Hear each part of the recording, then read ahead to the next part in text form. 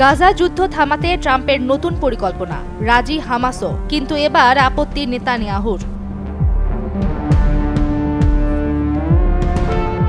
ট্রাম্পের 15 দফা পরিকল্পনাকে সরাসরি অগ্রহণযোগ্য বলছেন ইসরায়েলের প্রধানমন্ত্রী নেতানিয়াহু। যে চুক্তিতে হামাস রাজি, সেখানে নেতানিয়াহুর আপত্তি কোথায়? কেন মুখোমুখি দুই মিত্র? আর শেষ পর্যন্ত ট্রাম্পের সঙ্গে কি সংঘাতে যাবেন Netanyahu? Hamas monsters savagely murdered 1,200 innocent people, including more than 40 Americans. মূল বিরোধটা আসলে একটি বিষয়, কে আগে কি করবে। ট্রাম্পের পরিকল্পনায় হামাস অস্ত্র সমর্পণ করবে, আর এর সঙ্গে সঙ্গে গাজা থেকে ইসরায়েলি সেনা ধাপে ধাপে অর্থাৎ সেক্টর ধরে সরে যাবে। এরপর গাজার নিরাপত্তায় কাজ করবে একটি আন্তর্জাতিক স্টাবিলাইজেশন ফোর্স বা নতুন ফিলিস্তিনি পুলিশ বাহিনী।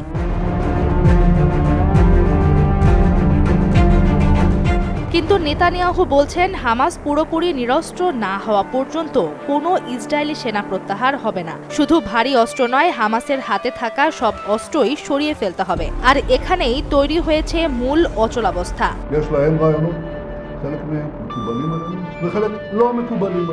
হামাস বলছে তারা পরিকল্পনায় প্রতিশ্রুতিবদ্ধ, তবে চুক্তি বাস্তবায়নের আগে ইসরায়েলকেও নিজেদের প্রতিশ্রুতি মানতে হবে। সেনা প্রত্যাহার করতে হবে এবং হামলা বন্ধ করতে হবে। অর্থাৎ হামাস বলছে আগে ইসরায়েল সরে দাঁড়াক, নেতানিয়াহু বলছেন আগে হামাস অস্ত্র ছাড়ুক।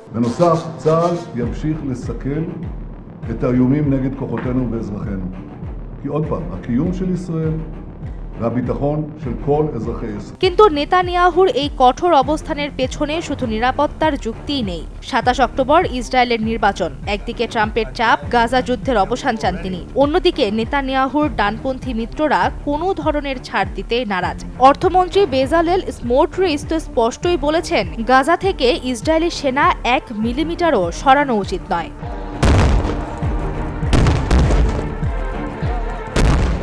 ফলে নেতানিয়াহুর সামনে এখন কঠিন সমীকরণ, ট্রাম্পকে সন্তুষ্ট করবেন নাকি নিজের ডানপন্থী রাজনৈতিক ঘাঁটিকে। তবে একটি গুরুত্বপূর্ণ পরিবর্তন ইতোমধ্যে দেখা গেছে। মার্কিন চাপের পর গাজায় ইসরায়েলি হামলা অনেকটাই কমেছে। সোমবার থেকে তাৎক্ষণিক হুমকি ছাড়া অভিযান সীমিত করার পাশাপাশি বন্ধ হয়েছে নিয়মিত টার্গেট কিলিংও। অর্থাৎ ট্রাম্পের পরিকল্পনাকে পুরোপুরি মেনে না নিলেও মার্কিন চাপ যে কাজ করছে তার ইঙ্গিত মিলছে।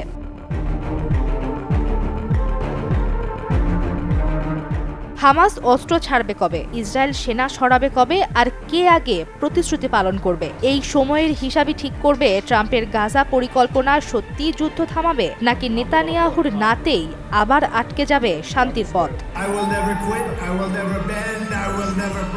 সামিরা মাসরুহা, চ্যানেল 24।